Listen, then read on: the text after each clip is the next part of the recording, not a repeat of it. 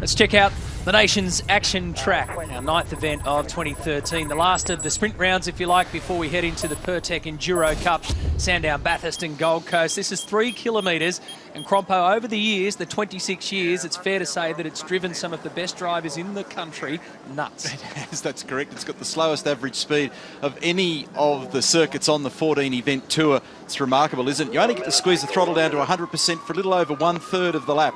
That tells you how important handling is around here. 129 points the difference between Whincup and Lowndes on the championship table. Then the two FPR boys. Will Davison has been rock solid this season, and as Barrett's pointed out, Mark Winterbottom has managed to just pick away, especially over the last couple of rounds where he's scored the most points. And there is Scott Mclaughlin, his worst qualifier of the year, and the only time that he's been outside the top 15. He will start from down in 23rd, a winner at our last event at Queensland Raceway. So too was Chaz Mostert, the winner of the last race of the series. What an extraordinary weekend for the youngsters. It was, and you can't believe the cruelty of this sport. You can go from winning last weekend to 23rd and 19th, respectively. On board with Rick Kelly there, also been totally outshone by the teammates next door with Michael Caruso and James Moffat. Green flag, formation lap commencing. Fuso starting grid for race number 25 of the championship's got Jamie Whincup on pole at 49th of his career. Michael Caruso, best ever qualifying performance, front row of the grid. Best ever also for James Moffat. Alongside him, the guy that's got a great qualifying average, Fabian Coulthard. Then Mark Winterbottom.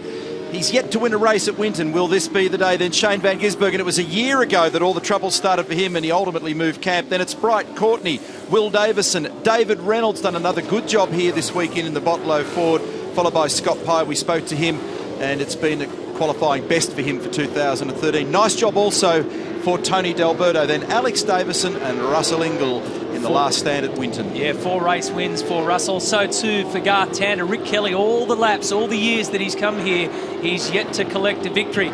Craig Lowndes, that's his lowest qualifying performance of the year.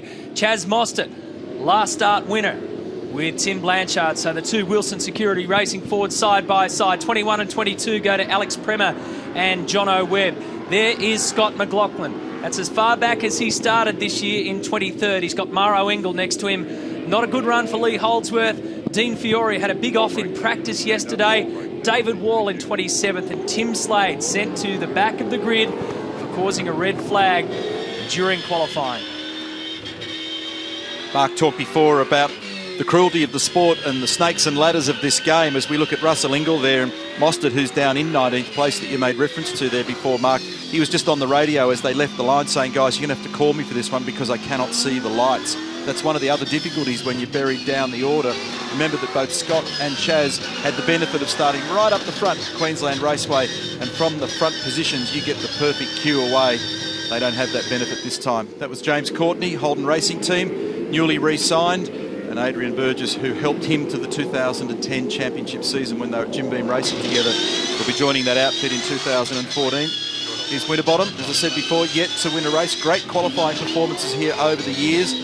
Desperate to get a good result here for Pepsi Max Sport Performance Racing. And this guy, we talked about this offline in the commentary box, and if you have to toss a coin and call it by the tiniest of margins, somehow it always drops Jamie's way by the tiny, tiny fractions. You've got to tip your hat to him. 49 pole positions does not happen by accident. Certainly doesn't. He is a very, very good performer, and we always say that level of accuracy, his driving style is superb. Triple Eight Racing hasn't been off the podium here in 11 straight races or rounds. And Jamie Whincup has been on the podium here 8 out of the last 10 times from 2006. He starts from the #1 position yet again. And his teammate, Craig Lowndes, had a front anti-roll bar problem in qualifying. It's one of the reasons he was buried. It's already been a standout weekend for the Nissan Motorsport crew, the Norton Hornets 2 and 3. So it's Whincup against Caruso at the front of the grid. Winton is always wild, especially here in a turn 1. Davey Reynolds had 2 wheels on the grass on the outside. Can they snake through cleanly? Somehow they have managed to do so. 28 cars go through. Lee Holdsworth gets a little bit wild. Now up to turn 3. Again, cleanly, no contact. They're all on their best behaviour. And Coulthard got a shocker. And look at Lowndes crossed up on the exit there of turn 4 in an elbow rubbing match with Rick Kelly at Jack Daniels Racing. So Coulthard was the one that bottled them up into the first corner. He bobbled off the start, and that's what sent David Reynolds out to the grass. I would have had a lot of money on the crash at turn 1 or turn 2. They did a very, very good job to get there. 3 abreast on the way into turn 1. Well, you hold your breath waiting for it to happen, because history tells us, and Marco showed us, that that is exactly what does happen up at turn 1. Oh, riding there with Fabian Coulthard already. Jamie Whincup has pushed away. Remember, this is only the first half of the 60-60 race today, so they get to 20 laps. They have a half-time break. Interesting how the mindset was of Tim Slade, who said he views this as a qualifying leg, if you like, the first half of this race.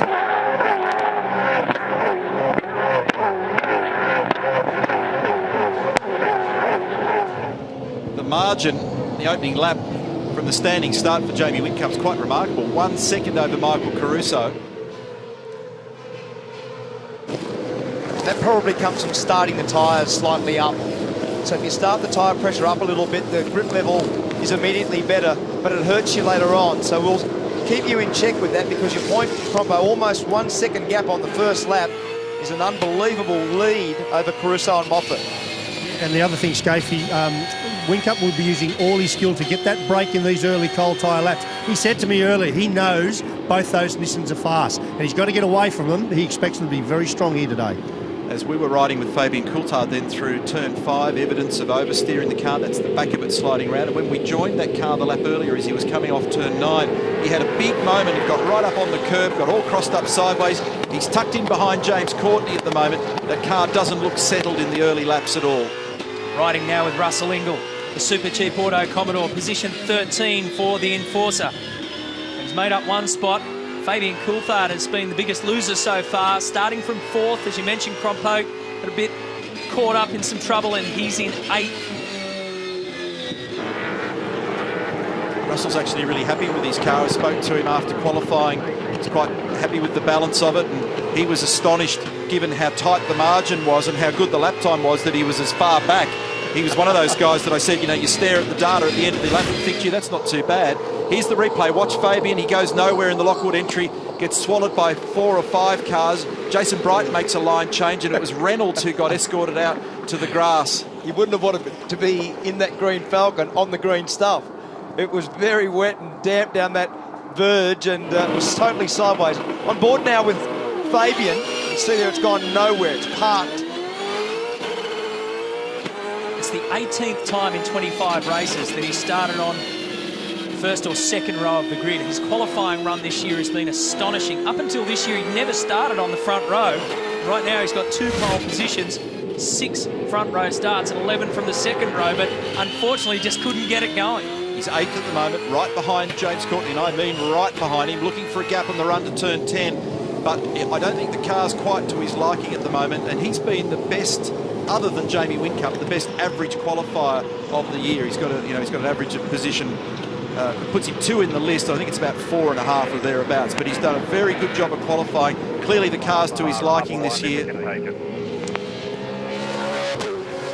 This is, of course, the test track for 19 out of the 28 cars, including, as you'd expect, the Albury-based Brad Jones racing team. But as per Winton statistics say, it's somebody who's not from around here who's leading the way, and that's Jamie Whincup by 0.8 of a second as we ride with James Courtney. So we've pointed out that Fabian was one of the losers in the early lap there to lose 4 positions. The other guy who's lost 4 positions is Scott Pye. Did a really good job in qualifying. Neil spoke to him before the start, and he's back in 15th. Now Caruso, on the last lap, has actually done the best lap of the race. There's Roland Dane assuming the Adrian Burgess position, which is... You'd like you saying that. Yeah. A little bit of a shuffle if you're wondering. Those images have changed in the recent past. Adrian's on gardening leave, and I'm sure he's watching at home. And so Roland Dane, the team owner, is now up in that position between his 2 engineers and watching proceedings. So that margin's come down. I was about to make the point that Caruso, now that the tyre pressures have come up, is beginning to normalise his lap speed. He's actually closed the margin to 3/4 of a second. And on this lap, he's 2.5 tenths up again on Wincup. So that margin that was over 1 second is now back to 0.7. It's a pretty healthy battle. Bright and Van Gisbergen, we've seen them battle many times. They had a really strong exchange at Ipswich at our last round. And again, they're locked together in 5th and 6th position. You look at the lap-by-lap times from Queensland Raceway. Bright actually had quite a quick car there, very often amongst the top 3 or 4 quick cars, but he qualified poorly, and that really hurt him. He's looking down the inside now on Shane, and I think he's got it done. That's the Mclaughlin pass. So that was the way, as Larko explained before the start, it was the left and right. He basically sacrificed the left at turn 1, got a good run up out of turn 2, and down the inside at turn 3. So that's the exact explanation that Larko gave us. Execution perfectly done by Jason Bright. So that's a net gain from the start of 2 positions for Jason Bright as he pushes up to 5th. And Jamie Wincup's lead is being chipped away a little bit. It's now half a second to Michael Caruso. Look at the traffic ahead here for Fabian. James Courtney directly in front. Shane Van Gisbergen, VIP car ahead of that, and we saw Bright go through earlier.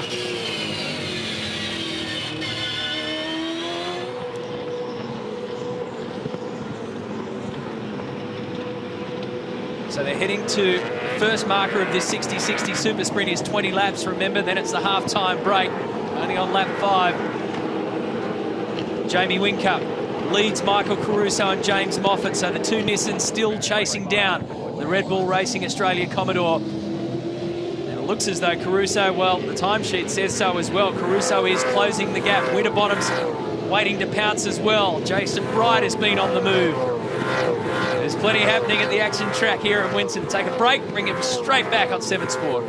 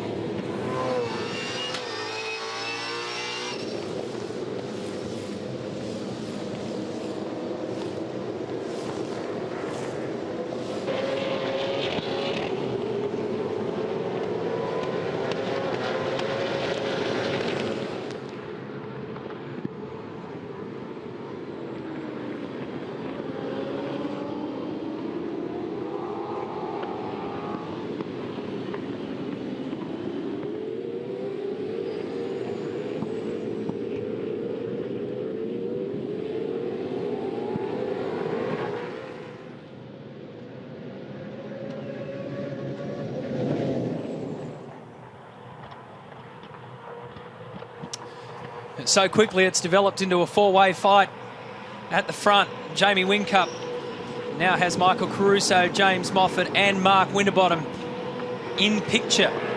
So there's just 1.4 seconds between Wincup and Winterbottom. And less than half a second between Wincup and Caruso. Have a look at the lap times. 24.17, 24.17, 24.09. 23.85. Winterbottom the fastest of the first 4 cars. Yeah, he's been really coming on in the last couple of laps, closing that margin down. Now the problem he's got though is 3 cars in the way, and whilst he had fresh air to his advantage for a little while, it gets a little bit harder now. But this is going to be an intriguing battle, isn't it? What a mix-up of cars. Holden, Nissan, Ford Falcon, 1, 2, 3 and 4. And they've dropped the other guys. Look where Jason Bright is. Waiting, there he is. Then Shane Van Gisbergen, James Courtney and Fabian Coulthard. And now they've got Will Davison and co joining them. So all the time over the last few laps that Fabian Coulthard spent pecking away at the rear of James Courtney's car, came to nothing in the end. And Shane Van Gisbergen's trying to round up Jason Bright again. Van Gisbergen coming off Queensland Raceway was the first weekend this season where he didn't have a top 10 finish. What was interesting then was watching Caruso off turn 9. The car's got great drive. It's not wagging its tail or sliding, and he can drive it a little shallower on exit, which means he doesn't have to hold the car out high and slide it up to these ripple strips or the little berm that's on the outside. So I think drive off the corner is helping him a lot at the moment, the way they've got that car set. And Neil, if you have a look at the style, you can see the accuracy when we're looking back out of Whincup's car back at Michael then. The way that Michael's driving it is very, very good. He's very accurate. He's run right up to the edge of the curve everywhere. And the exits were very straight, which is what your point was. Courtney now putting a lot of pressure on Van Gisbergen. That's for 6th position. So a very strong battle between these guys. We saw Jason Bright execute a very nice manoeuvre. He's up the road a little bit. But now Courtney. And this is the place, one of the only spots in the whole circuit where you can actually have some differing lines. So this is the sweeper, very fast, double apex, and some guys use more of that curb. Craig Lowndes has been the legend of that curb over the years. But to run into the first of these very tight right, left, right coming onto the back straight is where we've seen through the history of this event lots of drama unfold. So Coulthard's put a lot of pressure on Courtney from the start. Now Courtney's got a little gain over Van Gisbergen, so it's ramping up the last part of this 60k section. So it's 7.5 seconds from the man that we're on board with at the moment, Fabian Coulthard, to the race leader. It just tells you something about being tangled in traffic, because you'll find that car's probably quite capable of doing pretty close to the leader's lap speed at the moment. But when you're buried... Oh, problem for Wincup! We've got a problem for Wincup. He's pulled left on pit straight. Left-hand front wheel. Left-hand front wheel looks like it's hanging off it. Look very strange. Yeah, there's something slow. Oh. Getting out of the car just after pit wall. It's literally in front of our commentary box, and I can't see anything obvious external. Wincup out of the race. Caruso is the new leader for Nissan Motorsport and Norton. And in fact, it's a 1-2 as you'd expect at the front for the Norton Hornet. So Caruso leading Moffat with Winterbottom in 3rd. And Jamie Wincup, our championship leader, out of the car, heading back to pit lane. Wow. Extraordinary. Just something exploded, he said on the radio there. We'll find out. There's Larko. We want to report that back to the team first. Well, it's not tyre damage, so another gearbox. That's what he's yelled out.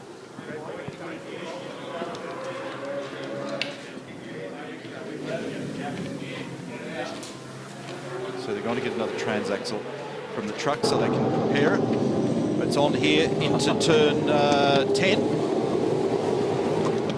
Hey, Jamie, just briefly, obviously lots of race fans really keen to know what the hell went on there. Yeah, it's just something went bang down the front straight, so not sure what it is, but big explosion, lost drive, so we'll hopefully try to get it fixed for the next one.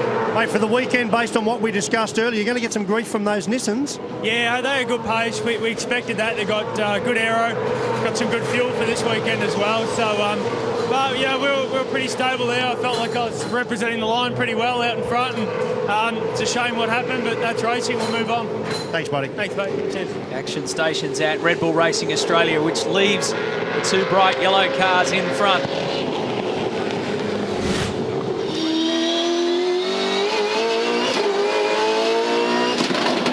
Oh, that was the moment.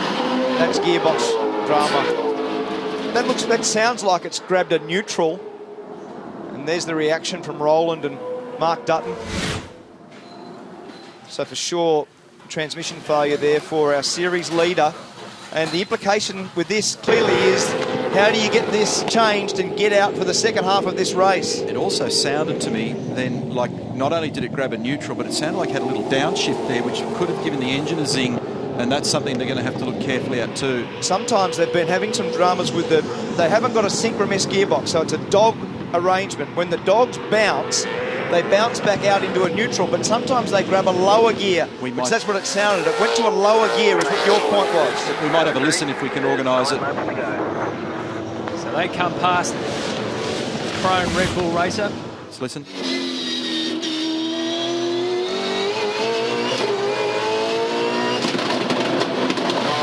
There. Yeah, So at absolutely. the end, it's grabbed a lower gear for sure. Yeah. So it So- plucked out into a neutral and it's gone bang and grabbed the lower slot. So a little bit of discussion and debate going down here about how they get Jamie Whincup's car back in here and get working on it. But as Damien White, the operations manager for V8 Supercars, just told me, or general manager of motorsport, that even if they get a gearbox in it and completed the second leg of this race, he's not going to, because it's considered one race, these two halves, he won't hit the 75%, which would not make him a classified finisher anyway. So it's a little bit null and void, isn't it? But they'll still want urgency in because there's another, big day coming tomorrow. They'll want to get it back, inspect it, find out what the problem is. And if they have given that engine an over rev, they're going to have to look very carefully at the impact of that, because I just heard that in the background then when we were listening to that audio, and it certainly sounded to me as though it's had a big zing. Saving grace for Jamie Whincup in terms of championship is that the nearest bloke who's fighting for him in the series point score is Craig Lowndes. He's down in 16th at the moment. Third in the championship is Will Davison. He's in 8th. And 4th is Mark Winterbottom, who's currently in 3rd. They're all doing it. They're all doing it. It's a fair rev on the way back down. So the normal acceptable level of down change flare, so the 7,500 revs is the rev limit. If you fire it into a lower gear to try to stop the car, anything more than 8.1 or 8.2 is the absolute limit. That one of yours, the one you just said then about Jamie Whincup's, that's more like 9 or 9,500 revs. That's a big zing. So here's Lowndes now punching away in midfield. So Michael Caruso has the race lead by about a second from his Norton teammate James Moffat. What a turn of events. Mark Winterbottom is 3rd. Jason Bright is 4th. With Shane Van Gisbergen in 5th. There he is, 4th in the championship, leading forward in the race and in search of his first win, and that's ditto for the two guys ahead of him. But this is just the first half of this 60-60 super sprint. Wow, championship leader sidelined here at Winton.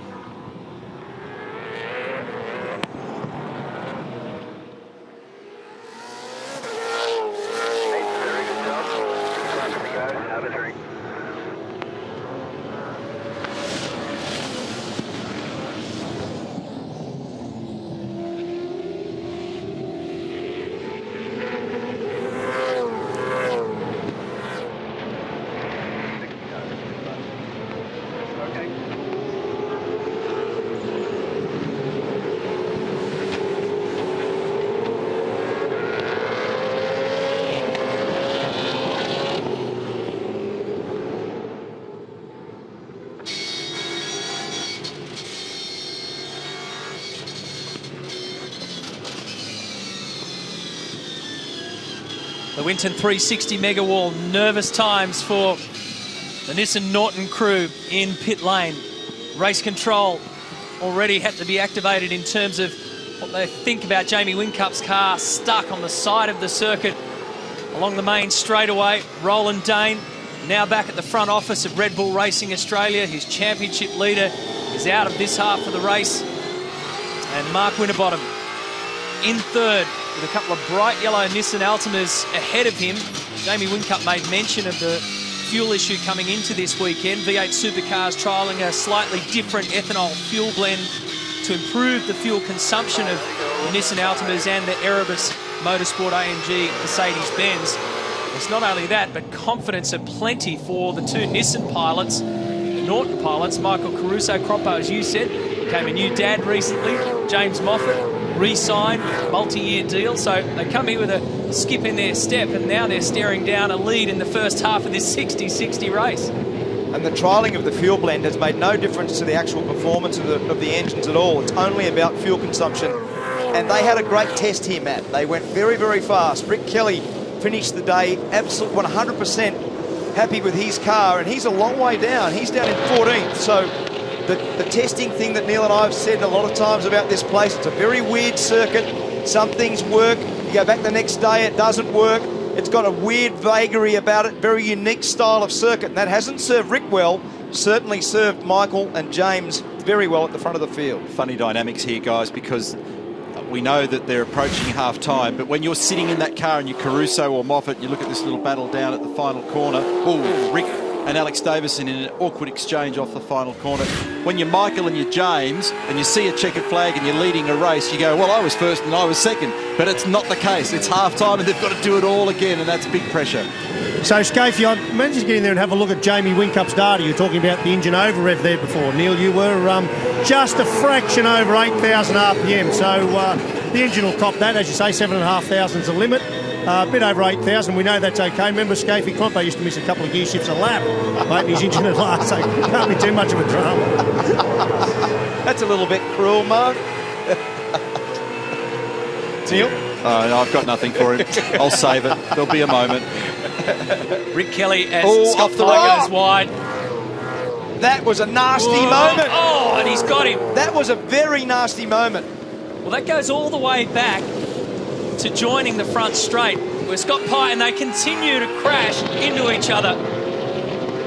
Bits of debris flying off. But at the end of all that, Rick Kelly's had to muscle his way past Scott Pye and the Ecole Commodore. There's something wrong with Rick's car, I reckon. Yeah, Well, Scotty Pye was fairly loose coming onto the main straight and again into turn one. And it just looked as though Rick Kelly was waiting for his moment to pass, but in the end it got all crossed up and ugly. Well, what happened is Scott ran wide, and then Rick had nowhere to go. He can't hang it off Skyhook, so he's got to drive it around the outside of him. When he does that, he runs him right out to the edge, which means he's three abreast. Oh, look how dirty as he tries, lucky he didn't go in the wall. So then he comes back on. They make contact. So I reckon he's got bent steering, because I heard him say something on the radio and it was steering strangely in the middle, and that's what looking at those images now verify for me that I reckon he's copped a whack in that front right corner, and that might be impacting performance. We'll keep a bit of an eye on it for you. This is Tony Delberto, car number 3. He's in 10th at the moment. It's good effort. He's behind David Reynolds and in front of Russell Ingall. He's got good 60-60 form too this year. He charged through the field, you remember, in Darwin from 20th up to 9th. And his best effort so far has been in Townsville, 6th for Tony. This is a home test track for him. There's Shane Van Gisbergen, VIP Pet Foods entry, number 97. It was here exactly a year ago when we discovered that he was unlikely to stay with Stone Brothers Racing and Ford, and then off he went ultimately, and he's gone to Holden this year, and it's been a pretty good run so far. We've seen some strong performances. We've seen a pole, we've seen a win. Good points on the board. And how's the championship in this? I know it's too early to tell this little story, Croppo, but 129 points leading in. This DNF did not finish, but Jamie Whincup has already closed the championship up to 85 points. So just that straight away, that mechanical failure, huge impact on the series. I wonder how these guys are going to play this as well, as legend Dick Johnson looks on from pit wall. He's watching Blanchard and Mostert out there at the moment. how vigorous will Caruso and Moffat play the game. Van Gisbergen, here he is in 5th.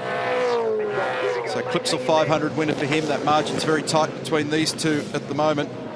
It's not only the wins for Shane Van Gisbergen this year, it's the other stuff too. It's a couple of second placings, a couple of thirds, and 3 pole positions. So a pretty good yield for Shane so far this year.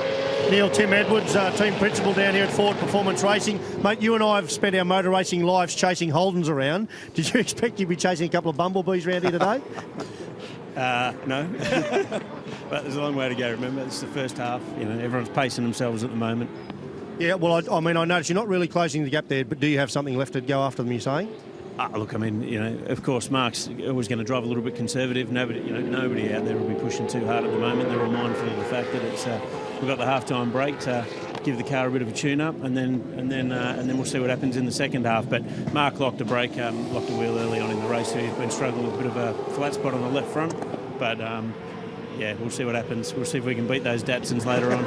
I look forward to the second half. Well put. There's a little bit of inter-brand rivalry going on here at the moment, which is a good thing. Good. It's healthy, isn't it? Right. Look at this. Further down the field. Car 47, of course, is Tim Slade. Started at the rear of the grid. He's 25th now. So he'd have worked his backside off, and he's made 3 spots. Well, really 2, because Wincup's out of the race. So 20 lap mark approaches, which means it is halfway in the 60-60, which means they will head towards pit lane, have a half-time break, and then a double file rolling restart with 2 Nissan Altimas at the front. And probably you'd have to say a little bit of karma comes back in a good way for Michael Caruso. He should have had pole position for this race. A mistake on his flying lap cost him. Still started on the front row. Would have been nervous times, but it was right at the end of the qualifying session. So thankfully he avoided triggering a red flag, and now he will lead his teammate down to the final 2 turns.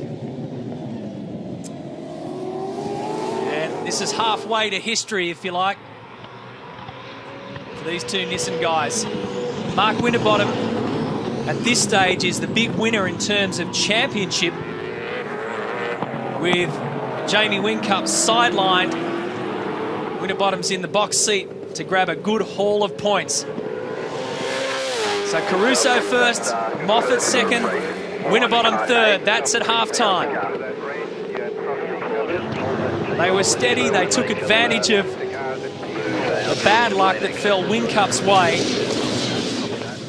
And they'll go side by side to have a muted celebration.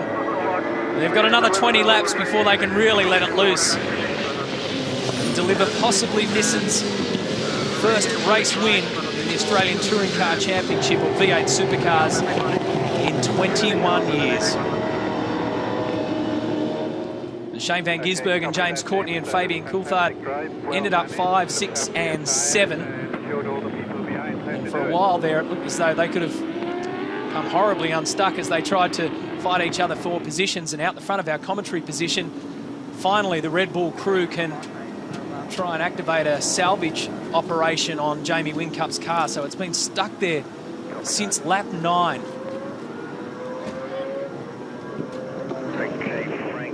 So there you go, that's a half-time leaderboard. 2 Nissans at the front. The leading Ford of Mark Winterbottom, his teammate Will Davison in 8th. So they will start side by side, remember, for the double files rolling start, which could be a lot of fun heading up towards turn 1. Russell Ingall in 11th position after starting from 14th. Kelly in 14th. There's Chaz Mostert in 17th. And when we flip the page, we'll find our championship leader at the very bottom. No time registered. Jamie Whincup. Gearbox gave way on that car on lap 9. And this will be interesting to see the body language out of Michael Caruso. He's won a race in the V8 Supercar Championship before in 2009 in Darwin. His teammate hasn't won a race, and Nissan Motorsport, in their first year back in the main game, still searching for that breakthrough win. But that's the story of the day so far. Whincup mount his own rescue operation. And now it's head down in Nissan Motorsport land. Frank and Tim.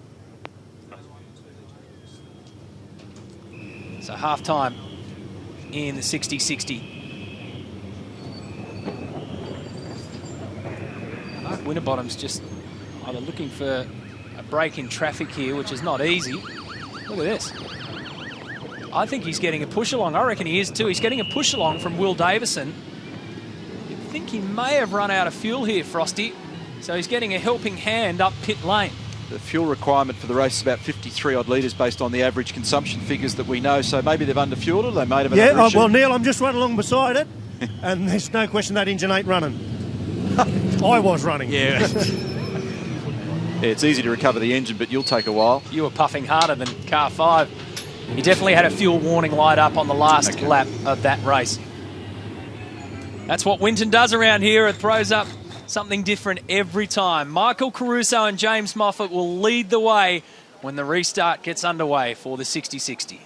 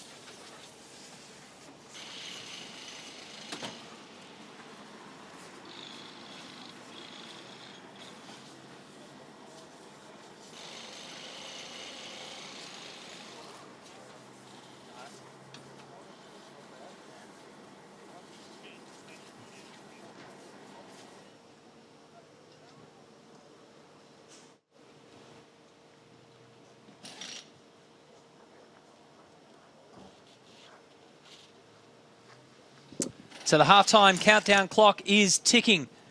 15 minutes in total. It's now down to 11 minutes and 15 seconds, so they can work on the cars now in preparation to send them back out for the final 20 laps. Right down the end of pit lane, we find Mark Beretta with, I reckon, a couple of nervous Norton pilots, Brett. Yeah, Matty, the focus is just incredible in here at the moment. Certainly no premature celebrations. Everyone's just waiting on and biding their time to get this job done now. I might just try and grab a quick word with Michael Caruso. Michael, hey, well done, mate. You're sitting in just the right spot. Yeah, I mean, that's the spot every single driver wants to be in. So, yep, we're first half done. Fortunately means nothing for points or race wins, so we're in the best position to do it again. I thought you might have come out of the car in a little bit of celebration, a bit of high-fiving. I know it's not done, but it's great to be out in the lead. Yeah, I mean, I've led a lot of races in my career, probably prior to V8s as well, so I'm used to it, but I'd rather be a bit more excited when I'm standing up in front of the podium, hopefully, so that's what we've got to work towards, and it's good to have my friend here, Mr. Moff, next to me, so nothing better than having two Hornets at the front of the field. It's pretty good. James, nice to know, of course, you've got Michael in front of you and you've got his back there in second spot, but this is a great team result so far. Oh, absolutely. Really big thanks and full credit to everybody at Nissan Motorsport, and to have those two Hornets blazing around at the front was pretty cool. So we just got to do it when it counts now. That's the unfortunate bit. That was all just for a bit of play. Now we go out and get serious and play for points. So not quite sure what happened to Jamie. Obviously unfortunate for them, but we've been working hard, so we'll see what happens in the second race. Yeah, you're certainly seeing the fruit of your hard work. Speaking of fruit, would you like a half-time orange? Just jump in there, that'll give you some energy. Okay, I'll take it myself. Good-o. Shane Van Gisbergen in the VIP Commodore. Shane, position 5. Mate, I was out on the pit wall and I was willing you along because I could see that you really only needed maybe a tenth or 2/10 of a second a lap to make an enormous difference. What do you do to your car now in this small period of time to find that little chunk of speed? Yeah, the car's balance is really good. We're just struggling a little bit for overall, so tweak up the tyre pressures a bit and some cambers as well, but yeah, we're there at the start, then dropped off quite a lot and had a big train behind me, but good qualifying saved us, and because we were 6th, we stayed where we were really, but hopefully the second half rolling start, there's lots of marbles there, you're sort of dodging around them all, it was crazy, but hopefully they clean it up a bit for the rolling start. Can't wait to the second half, well done. Cheers. Our Clipsal 500 champion in 2013, Shane Van Gisbergen, restarting from position 5. After this break, Crompo and Scafie will give us their halftime report. They're scouring pit lane as we speak.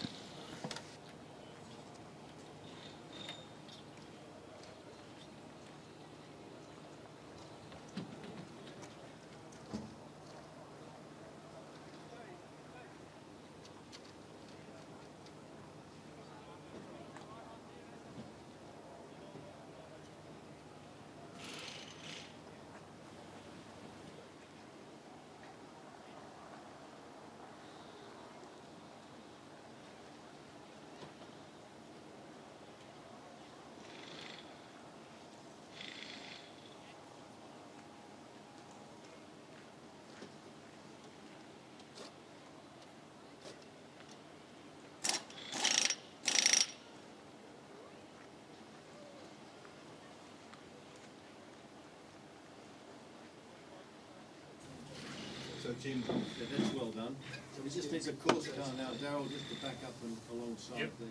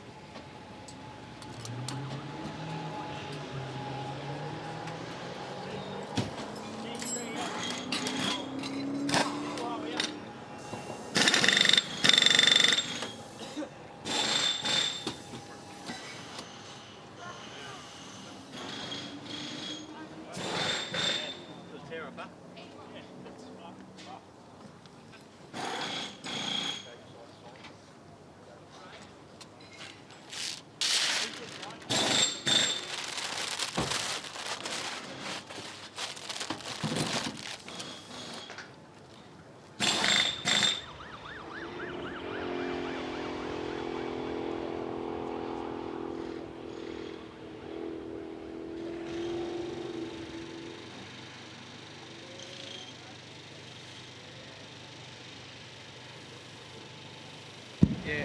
You don't have to worry about him now. Yes, mate, I got you down now.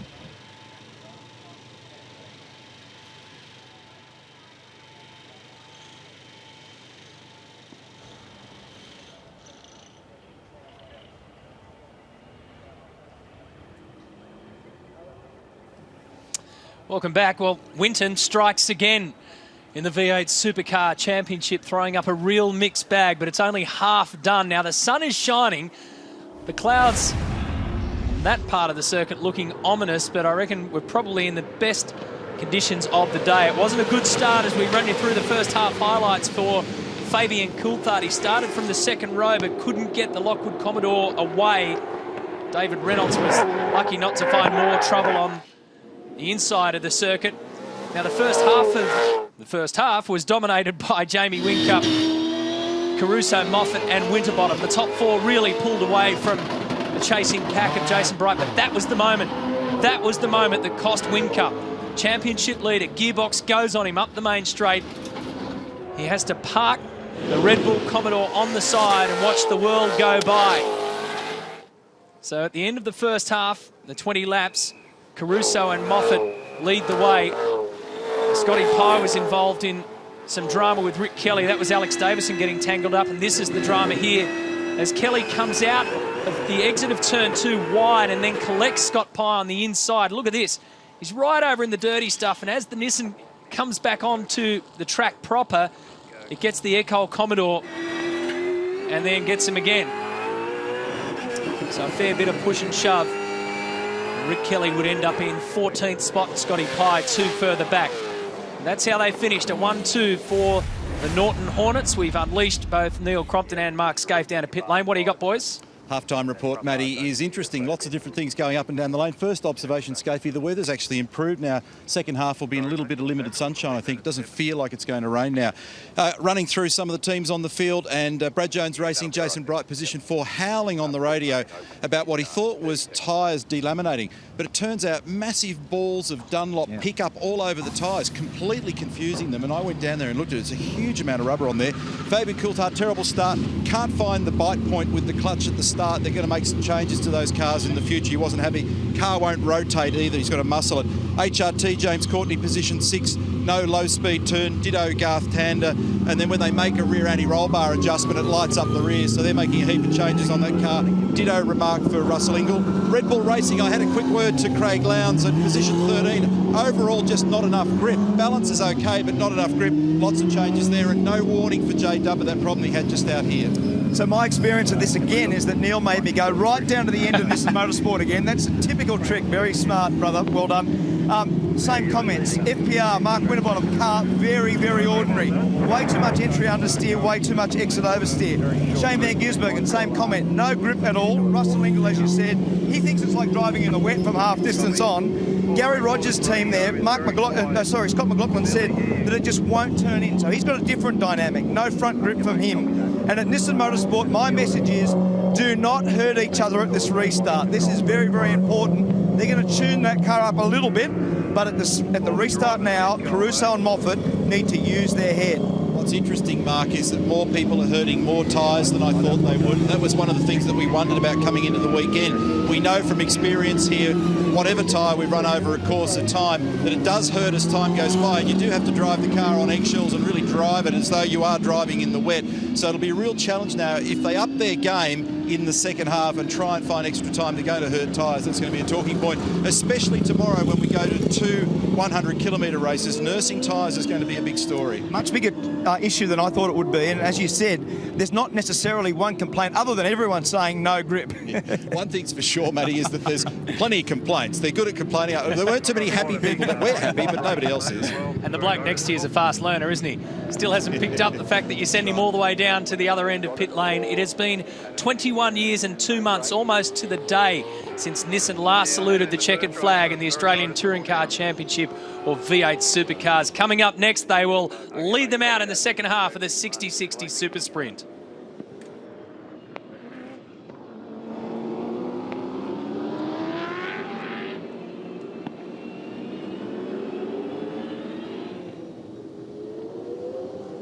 Okay, mate, so right-hand side.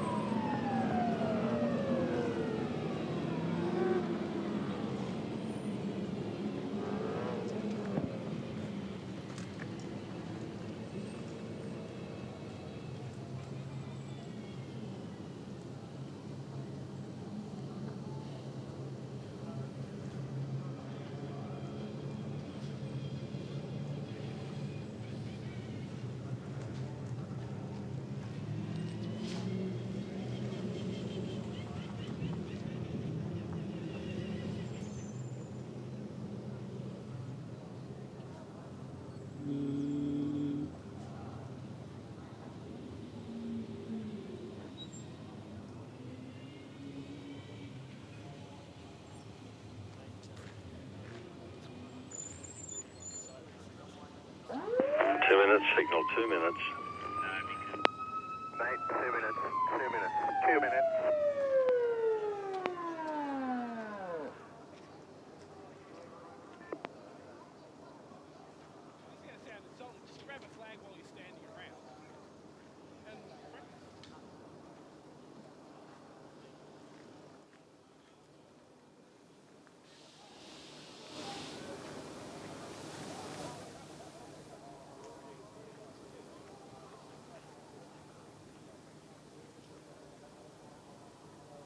Roll around laps the whole time for 2 laps. I can do what speed I want, or is it between 80 and 100 from the one to it?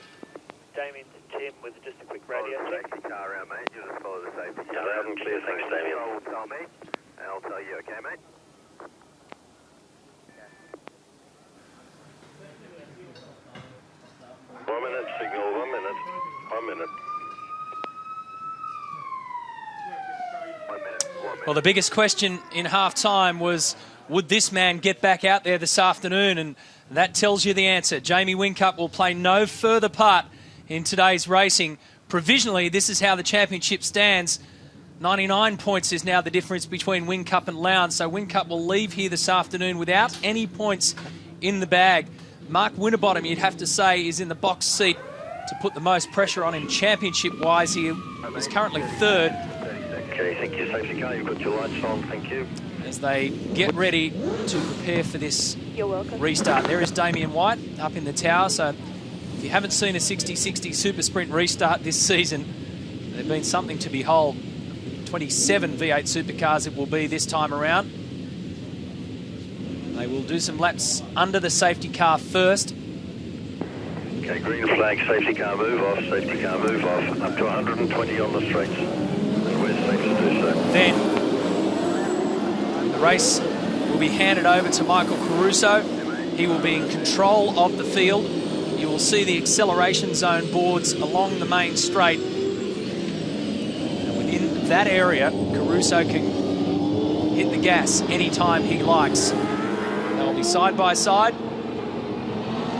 They'll be slow, but they will be hungry and ready to roar. As you mentioned, this ever-changing weather pattern continues. It doesn't look as though it's going to rain on us now because the sun's shining, but it's getting dark and nasty all around us. This is just going to be an extraordinary 20 laps because there's so many dynamics at play. Michael Caruso, a winner in the series before. James Moffat yet to win V8 supercar race. All the Nissan history building on them. Mark Winterbottom hasn't won a race at this circuit. You just wonder, and I got the feeling in half-time that Michael Caruso in particular didn't want that break. I don't want that break. I just wanted to stay in the car and keep going. I went and shook hands with him and I spoke to him and I said, mate, great drive, but obviously now this is the business end of this race. Head down, and you've got to make sure, as we said in the half-time break, that these guys do not hurt each other at the restart. Yeah, and it's all going to be about the restart, Scaife, isn't it? And in fact, the first lap. Just stepping it out on the grid here. So when they do a conventional start, there's roughly 10 metres between the cars on the Winton grid and about 3 metres between them side to side. When they take off here, that'll be a corresponding, 10 millimetres and 3 millimetres. There'll be absolutely nothing. And I think as a consequence of that, there'll probably be less gaps to dive into at turn one. So you might find them get through the first couple of corners okay. I reckon it'll be the first lap will be the drama. It's looking down towards the southeast at the moment. The weather's not coming from that direction, but it looks pretty grim on the mountains over there at the moment. But that's what's past us. The weather's generally coming from the westerly area at the moment. There's the acceleration zone. Michael Caruso will be laser focused on that shortly, assuming he gets the clean cue from Damien White up there in the starters roster, and we can see his shadow on the ground there at the moment. Petter's STP safety car heading the field. Just got a feeling that some of the boys may up the stakes in this one. We had a relatively clean run in the first. Does that stay in the second?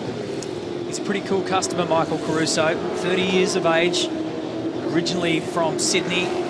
Just welcomed little Lola into the world with his wife Danny in recent weeks. 173 races now in this championship. This is his 82nd event and his 6th year full-time in the main game.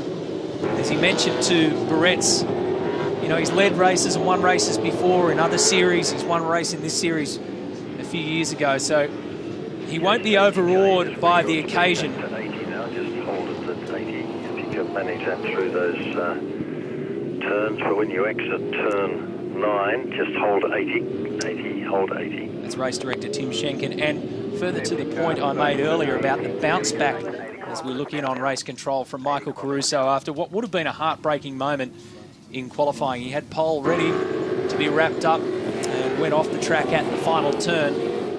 But he's put that disappointment behind him. It helps when the disappointment is second. 55 kilometres now. On the grid. 55 kilometres an hour. Lights out. Accelerate away from the field. 55 kilometres now. 55 kilometres an hour. So they group up side by side. And what'll be a drama here is if you're on the outside around turn and 11, because you're on the dirty side of the road, you'll have bad track condition, and you'll have all the drama over those tyres. So on the way out of here, you'll have a look here now on the outside, so Moffat will be affected. But if there's one person you want to see next to you... Oh, they didn't. Please. I was going to say, if there is one person you want to see next to you in this occasion, it's your teammate. But that was a little bit too close for comfort. The acceleration zone is coming up.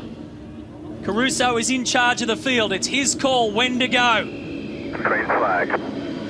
This is millimetre perfect. Now Michael Caruso puts the hammer down. James Moffat is up for the challenge. This is going to be nerve-wracking for the Norton Hornets into turn 1. Well done. Well done. Oh. And Moffat takes the advantage off his teammate. And I think Caruso hit the rev limiter in the gear shift. His initial jump was strong. He's got the cue. Away he went on the gear shift. I heard right in front of the commentary box it stuttered, and that was what gave James Moffat the little edge to get in and in position on the outside at turn 1. He did it well. Both Davey Reynolds and Russell Ingall send the dust flying on the restart. Michael Caruso now is forced to play cover tactics against Jason Bright, who's won here 4 times. That's a good job, Jason Bright, to put himself in that position in the first half of the lap, having finished 6th in the first one.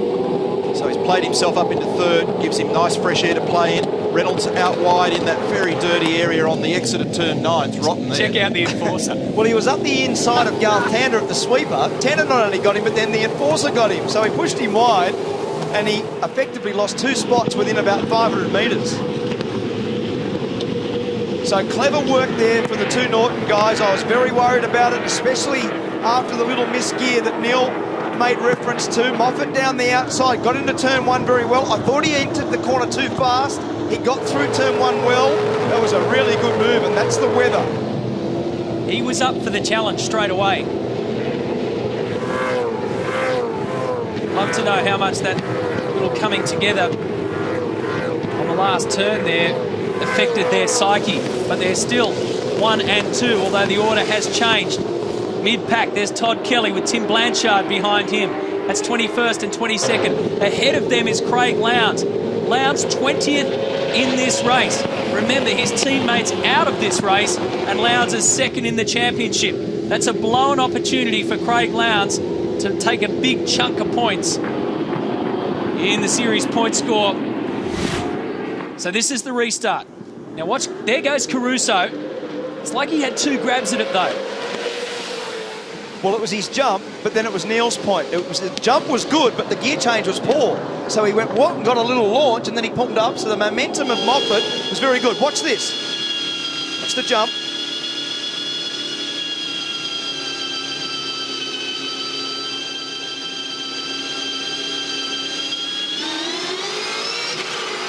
Yeah. You just see that in front. So that was the little, you saw the jump, and then what I was worried about was Moffat. I thought he entered too fast. He got it done. It was a really good manoeuvre.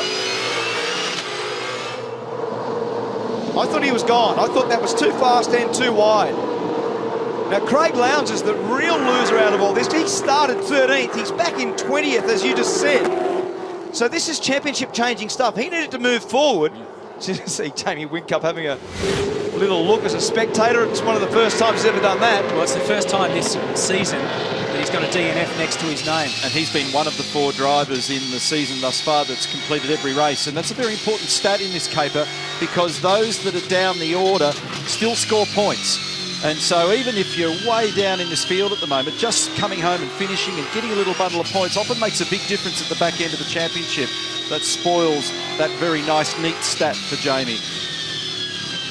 Now we're on board with Mark Winterbottom looking back at James Courtney, and Winterbottom was really vocal about his car at half-time. It had entry understeer, exit oversteer. Most of the problem was coming out of slow corners. HRT characteristic of the cars over the years has always been very good on the exit of slow corners, so we'll take particular note for you as the characteristics of these cars unfold. These new generation cars obviously are a lot different to the cars we've raced over the last 20 years, but the characteristic of FPR has been very good mid-corner speed, HRT has been very good exit speed, and right now Courtney's putting a lot of pressure on Winterbottom. This is unfolding into a pretty healthy battle also between the back of this pack, which is Ingle, and the front of the pack as Van Gisbergen.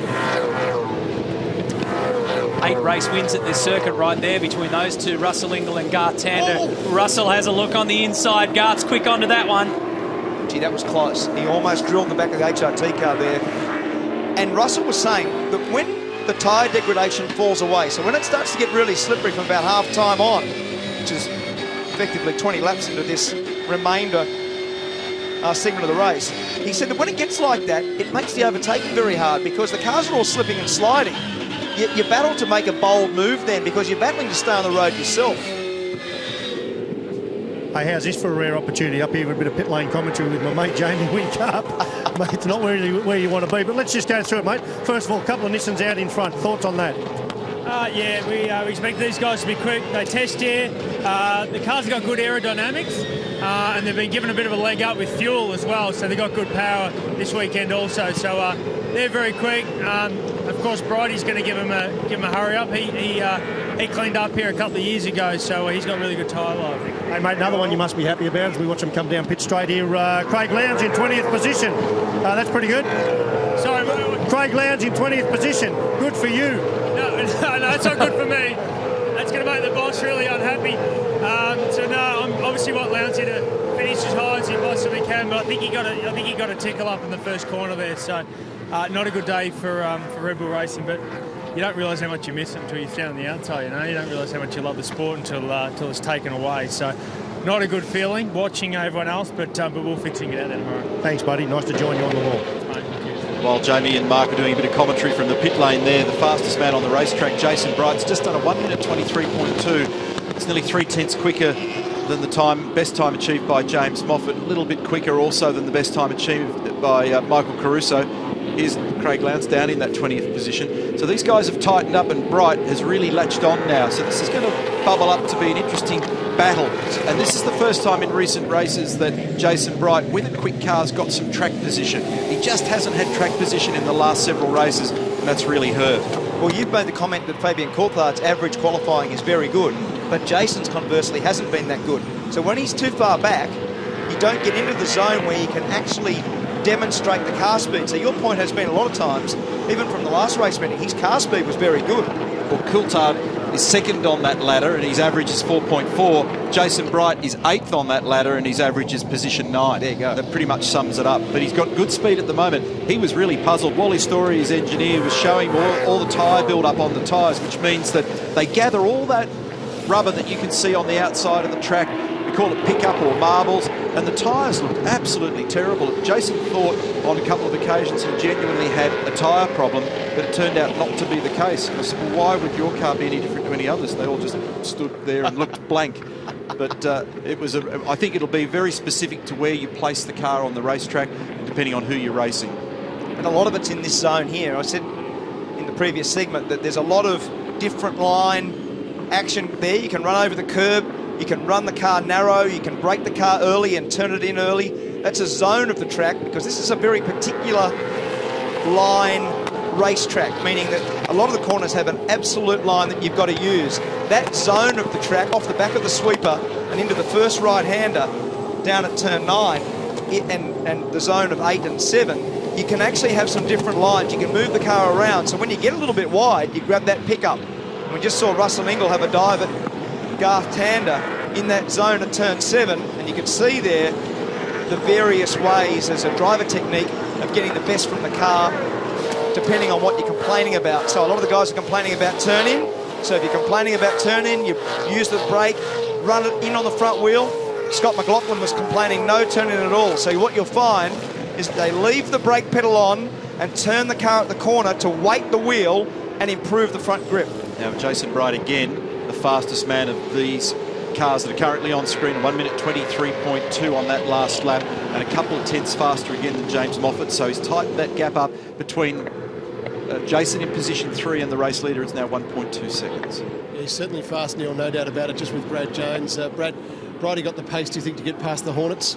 Well, I think he's got the pace to stick with them. Passing people here is very, very difficult. So, you know, he's got a pretty good record getting by cars in the last few races, and I think if he can get to the rear bumper, he'll give it a good go. If anyone can do it, he can. I hope he can. We'll see. Well, they will stand by. Good luck. No worries. Thank you. Such a mountain of experience, as you'd imagine. Jason Bright at this circuit first came here in 1998. In all the races that he's done here, he's only had 2 DNFs, and I've highlighted the 4 race victories that he's got. And then you imagine all the testing laps that he's done here as well. 40 years of age, he's got the nous to give the Norton Hornets young guns a rattle in the closing stages of this one, as Russell Ingall continues to do that on Garth Tander. He's really giving him something to worry about at the moment. Russell's diving all over the place, so Garth will be flicking the eyes into the mirror, and everywhere he looks he'll see super cheap at the moment. It'll be driving him crazy.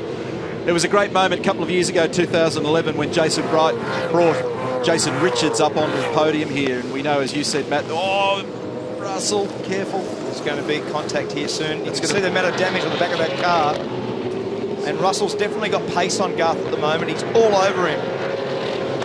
He'll want to be careful, or they'll have a lively debrief in there at Walkinshaw Racing after this one. That was very, very close. And of course, he's being needled by David Reynolds there at the moment, and that's the reason why Russell's trying to get on with it. Here we are on board with David. This is going to be the best seat in the house in a minute. Russell wants to go the long way round at turn 8, which he's trying to get up the inside when they get to 9. It's actually turning into a battle between these two. Of course, though the cars are prepared by the same organisation, they've both got their own personal and commercial objectives. They want to succeed. So the deal usually is race hard but race smart. Don't take each other out. They're right at the limit at the moment. Russell had that great run at Townsville on the Sunday when he finished 5th. But you have to go back to the start of the year for his only other top 10ers. He started at Eclipse with a 10th and a 4th. And right now he's literally knocking on the door of 10th spot. So last lap, Bright was just a fraction slower than the 2 yellow cars in the front. So he did a 23.8. 2 leaders are on 23.7s. Looks like there's a bit of... that's not nice. There's a bit of chassis behavioural difference, it appears, between these two cars. Sometimes it's misleading with the paint jobs, but Russell's car is moving around a little bit more than Garth's, and Scafie uses the term speedboating, which means that it sits down on its rear and lifts the front up when he puts the throttle in and drives the car. So very different visual evidence there of the behaviour of the cars. Michael Caruso has just set the fastest time to the first sector. Good spotting. Crompo, Will Davison and Shane Van Gisbergen doing some pushing and shoving, and Fabian Coulthard and now Tony Delberto just want to hang back. Oh. Well, okay. I love that stuff. Isn't that funny? A battle between 2 quickly became a battle of 6 because everybody saw it coming. It's only funny when you're watching. When you're in the middle of it, it's absolute warfare. And you're hating everyone around you, in front and behind. So Moffat is the guy that's got the gap at the moment over his teammate, Michael Caruso. Then it's Jason Bright, Mark Winterbottom. It's a great battle looming.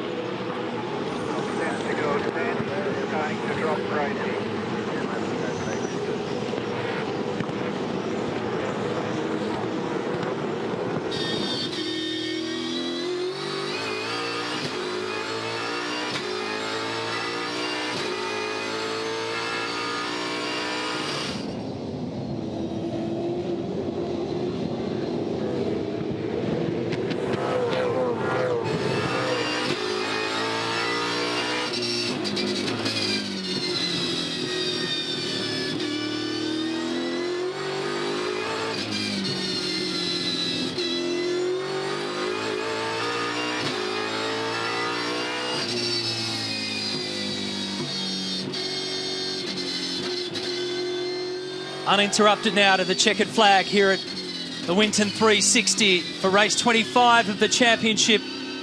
And this battle between Garth Tander and Russell Ingall continues. They're dicing for 10th position. Dicing's the word. And slicing and hitting. And everything else that you can throw on this pizza. Well, that was Russell in there too deep. Garth gives him a little bump, turns back the other way, and then Garth just gives him a little push in the little exit zone of turn 10. Really hard to pass at turn 10. You don't see it done effectively terribly often because it sort of leads you nowhere because you're so shallow on the way in. It was a pretty wild exchange. Hats off to Russell for actually pulling it off and getting out the other side without ending up in the weeds. There were so many questions coming into season 2013 about the car of the future, about the Nissans coming in, the Mercedes-Benz coming in. Well, the proof is in the results that we've had over the course of the first 8 events. It's just the second time in over 50 years of this championship that we've had 10 different drivers win races. As Will Davison gets on the inside of Shane Van Gisbergen. So just the second time in half a century of 10 different race winners. And right now we're on track to get another, whether it be James Moffat or Michael Caruso, if they can hold out Jason Bright. And if it's Moffat, it means that we have another rookie win in this year. Chaz Mostert and Scott McLaughlin have already broken through. Can Moffat join them on this list?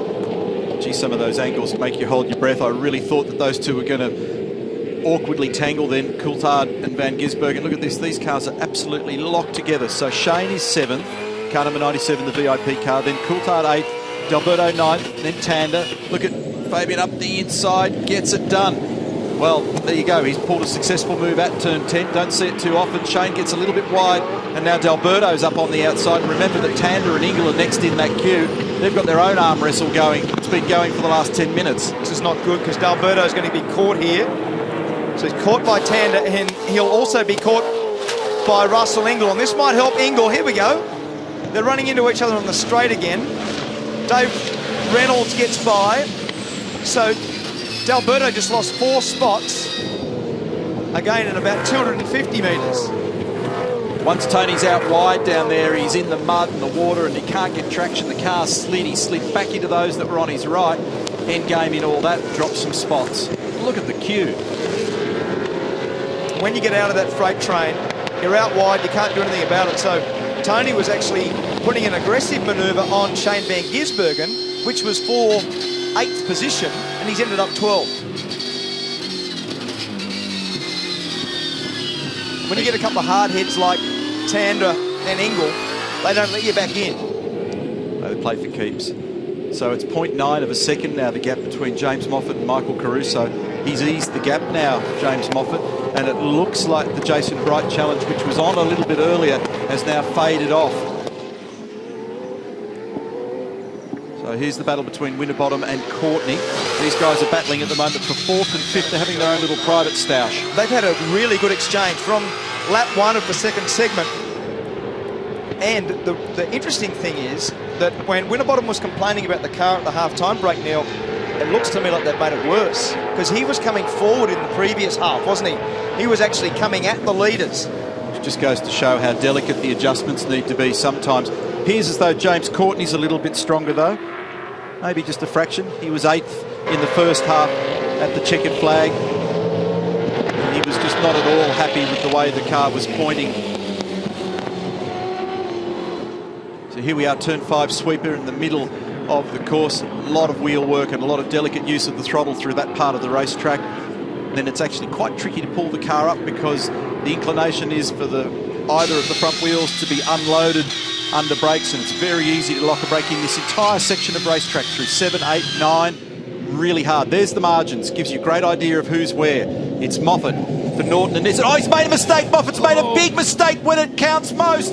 He could lose a spot here. That's a very, very big error at the wrong time for James. He might get away with it. And the margin that you mentioned is what's going to help him here. Now Caruso wants to pounce.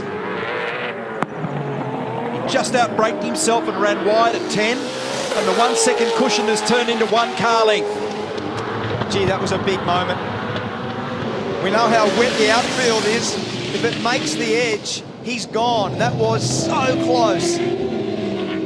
It just shows you how close to the edge they're driving the car. And you can see Moffat work on the wheel coming out of turn 2 then. A lot of oversteer. So this is not done. That scrambles your thoughts too. All of a sudden, from having a rhythm and feeling comfortable, here it is in replay. Watch carefully. Car's right on the braking limit and then locks the inside front, takes it onto the dirty stuff. Then you can't steer off the throttle, hoping and praying that you don't end up on the wrong side of the ripple strip. Look in the mirror, where's my opponent, and gather it back up. I reckon if we had a heart rate monitor on there, she peaked at 200 then. That was as close as you ever get. He ran wide again then. Might just be losing the edge of these tyres. He may have locked a wheel because it's the right-hand front that was hurting him, because he locked the left-hand front, but then it wouldn't turn. So it wouldn't turn then at turn 8.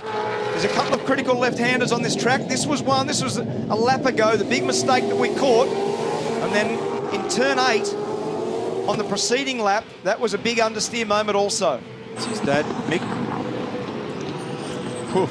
So he's had to regather his thoughts, settle down, calm the heart rate, get the focus back, and get back into a groove and a rhythm. 5 laps to go. So Alex Somerset there is on the radio to him. He's been a very good mentor this year for James. He's spoken a lot about his driving style and what works for the car.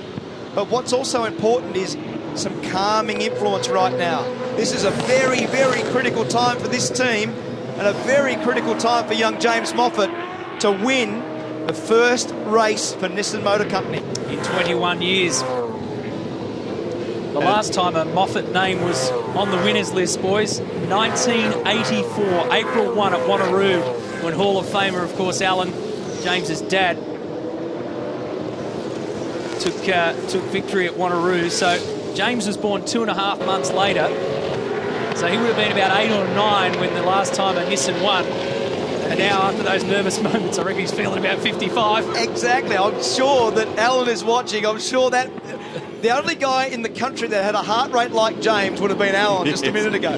The other thing was, when you look at the way that young James is driving the car, his dad was the best at this circumstance. When he led, he did not make a mistake. His dad, of course, was part of the famous 1-2 at Bathurst. Well, now James is heading home a 1-2 here, but different colours, different track, and this battle with Shane Van Gisbergen and David Reynolds now goes advantage to the green car and Tony Delberto.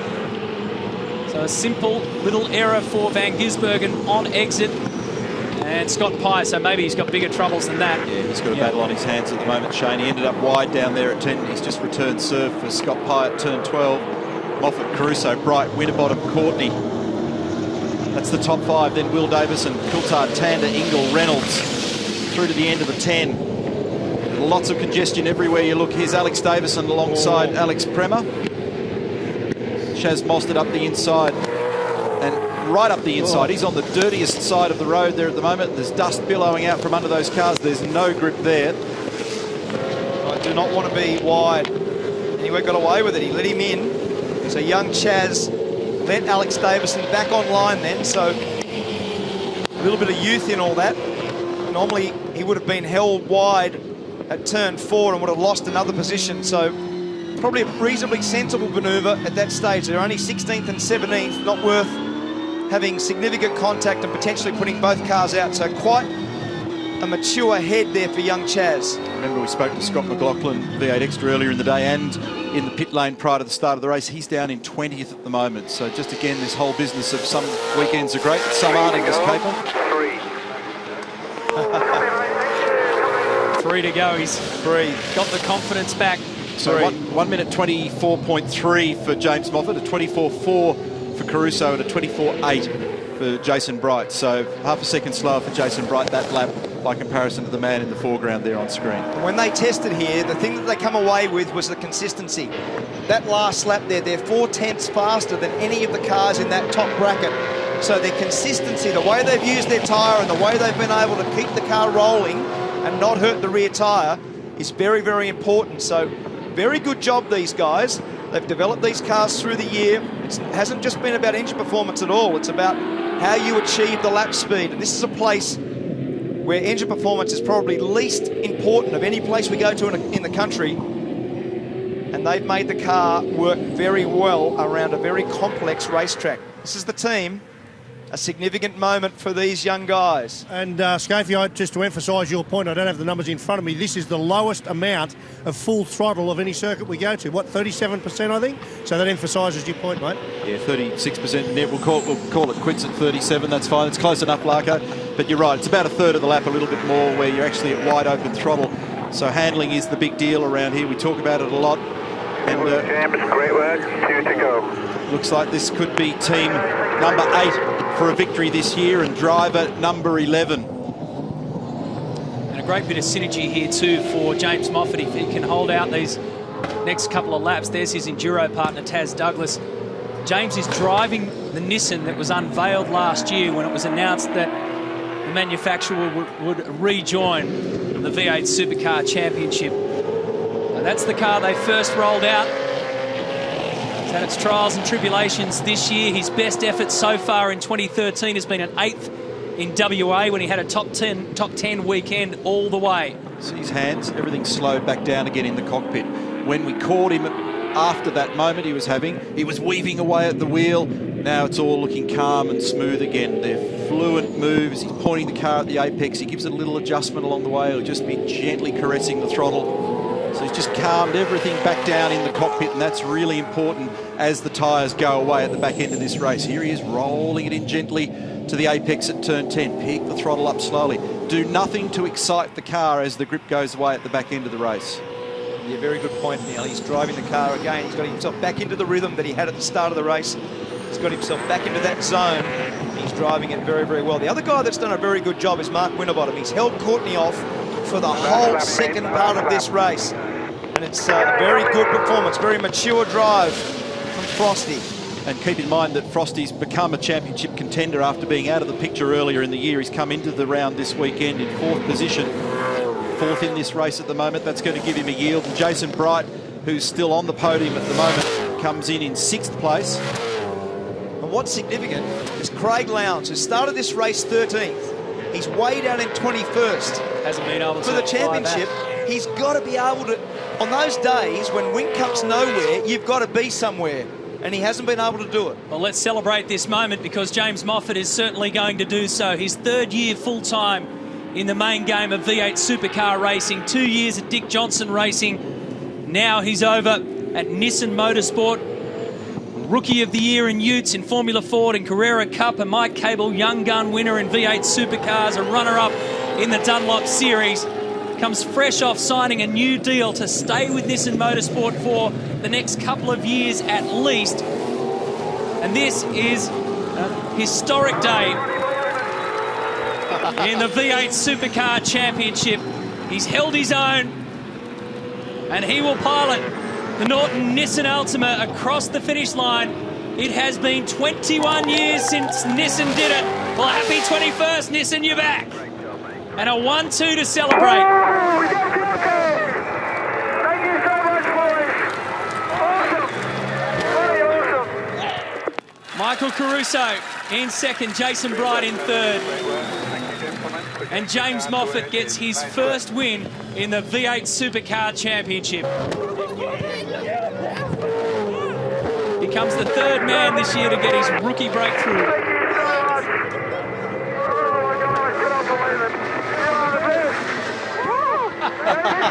Isn't it great? There's only been 68 winners now. 67 until today. 68 winners of an Australian Touring Car Championship or V8 Supercar race. An extraordinary, just a fantastic performance. So 21 years and 2 months, almost to the day, Scafie, since you last piloted a Nissan in the Australian Touring Car Championship to victory. That was at Oran Park. It was a very special day for you, that, when you collected your first series title. Well, Moff's won a race. He hasn't won a championship, but I reckon they'll celebrate like he has. Absolutely. That's Alex Somerset there. It was the guy we said that has done a great job with young James through the year, and Michael Caruso. What a significant moment this is for Nissan Motor Company, and an unbelievable achievement for that team in the first year back in our sport to have won today. You have to go back 22 years to find Nissan's last 1-2 in the championship when you and Jimmy Richards did that in Mallala in 1991. So Craig Lowndes, 21st Jamie Whincup, a DNF for the first time this season. Look out. The Hornet's buzzing.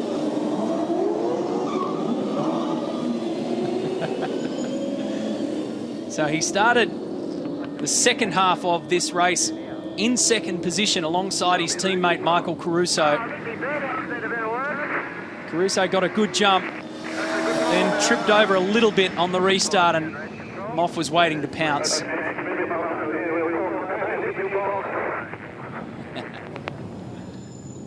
Here they come, the Yellow Brigade.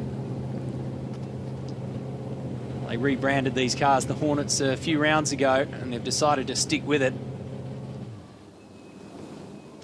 And this is just a great moment for the 29-year-old. His dad was on hand when it was announced that he had re-signed with Nissan Motorsport, part of the Kelly Racing outfit. And he comes here after crashing that car in testing. On the last lap. It's been a wild ride. And Michael Caruso, after just missing out on pole position and having this race in his control at the restart, will be unhappy that he didn't get the victory, but will be super happy that he's part of the history here. And 101 points now, Matt, between Craig Lowndes and Jamie Whincup. So on the day he needed to capitalise, he wasn't able to. So this championship is intriguing, isn't it? Whincup out of the race, DNF. And it goes to show you that Winton Motor Raceway is one of the most bizarre tracks we've got. I said it earlier on Compo in V8 Extra, the numbers here just don't stack up. No, they don't. I mean, but it happens year in and year out. This is a great moment. We're soaking it up. James Moffat, a V8 supercar winner for the first time. Well done. It's great, isn't it? His new yellow boots will be on the trophy cabinet. He's worked a long time through a great variety of categories. He's not a Johnny-come-lately. He's been successful along the way, and he's threatened now for the last couple of years. We've seen some tremendous performances on and off here and there. Now there's the consistency. Excellent. Great rapport between those two young guys. And they did a very good job in the race, especially at the restart, not to hurt each other. 11 different race winners now. Well, what a moment for James Moffat. And he's soaking it in as well, James. Congratulations. That was really special. You gave us a scare in those last few laps, but you got it done. Scared myself, Barrett's. Oh, man. This is not for me. This is for everybody that's helped me to get to this stage. My family. Everybody knows who I'm talking about. Everybody at Nissan Motorsport, not just here at the racetrack, but back at the factory. Everybody that's made this car. These two Norton Hornets, 1-2. Big thanks to them. This is awesome. And how good was that? Not just a win for one of them, but a 1-2 finish. Oh, can't get any better than that. So it's been a great day for us, and really happy for Michael as well. Just, yeah, I don't really know what to say.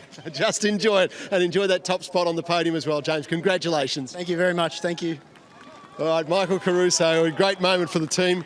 Of course, a bit of mixed emotion because Michael obviously was very, very close, had pole position.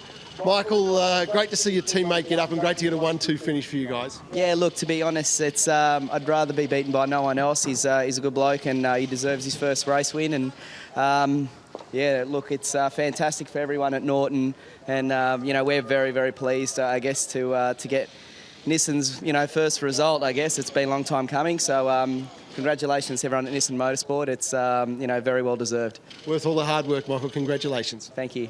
And Jason, Bright boy, how much do you love this circuit, Brighty? Every time we come here, you produce something special. Well done. Yeah, mate. It's a great little track. It's a track that I've done well at in the past, and we didn't qualify as well as what we should have today, so we had to pass a few cars and got a good start both races for once. So, the cars got pretty good speed. These guys are definitely quick at the moment, and they're going to be hard to beat this weekend. Back for another great shot tomorrow. All the best, Brighty. Enjoy the podium. Yeah, cheers, mate. Craig Lowndes, with Jamie Whincup on the sidelines in that race, you needed to capitalise. You didn't by your own high standards, mate. I don't have to tell you. It was a shocker. What happened? Oh, well, I don't know. Yeah, look, it's a bit of a shame for Jamie to have the problem he had in race 1 or leg 1. But, yeah, great opportunity, but went by the wayside, really. We made adjustment between the two halves, but it was just like being on an ice skating ring. The balance of the car is actually not too bad. Just I don't have a lot of grip front or back. So we'll go searching tonight and see whether we can come up with another cure. It's a good point, though, Craig, isn't it? I mean, you do so well on this circuit. You have done for so many years. So it puts a really, for me, a fine point on how critical it is that the car's in the window, and when the car's not in the window, even close to in the window, even you can't fix the problem. No, look, it's one of those things that, like I said, it flows through the sweeper, goes up through the 7 and 8, 9, and of course it just doesn't have the grip there that you want to be able to fight. I don't know what it looked like for you, but from where I was, it was a little bit boring. They said we couldn't really attack or we couldn't really dive bomb people because there's not a lot of grip out there. Mate, I'll stand on the pit wall, look really easy. Cheers. Yeah, thanks. Go say hello to Levi and Chili. Probably won't get an opportunity now. So 129 points was the difference coming in here to this event between Jamie Whincup and Craig Lowndes. 101. You got to say that is a bit of a free kick for Jamie Whincup because Lowndes could have really taken advantage of that. Mark Winterbottom, again, he finished 4th. He remains 4th in the championship. Like I said, Will Davison has been pretty solid in 2013, hence the reason why he is in 3rd. Another top 10 finish for Will. James Courtney there in 7th, and Jonathan Webb continuing to hold down a top 10 with his teammate Shane Van Gisbergen just ahead of him. So let's go up to this podium, which will be a beauty, Barretts. The Winton Motor Raceway 360, race 25 of our season. Ladies and gentlemen, would you please congratulate in first place for the Norton Hornets, James Moffat. In second place for the Norton Hornets, Michael Caruso. And in third place for Team BOC, Jason Bright. Representing the winning team, the Norton Hornets, is Alex Somerset. Making the presentation of our third place trophy is Kathy Rowan, Victorian Sales Executive from our major sponsor, Armour All. Presenting to second place is Bruce Robertson, the immediate past president of the Benalla Auto Club. Making the presentation to our winning team, the Norton Hornets, is Andrew Hutton, Commercial Director, V8 Supercars. And making the first place trophy presentation is Councillor Barbara Alexander AO, the Mayor, Rural City of Benalla. Ladies and gentlemen, the 2013 V8 Supercars Winton Motor Raceway Race 25 winners. And that is now officially the 29th race win for Nissan in the Australian Touring Car Championship of V8 Supercars, and the first time that the podium has gone decidedly yellow as James Moffat and Michael Caruso celebrate a 1-2 for the Norton Hornets.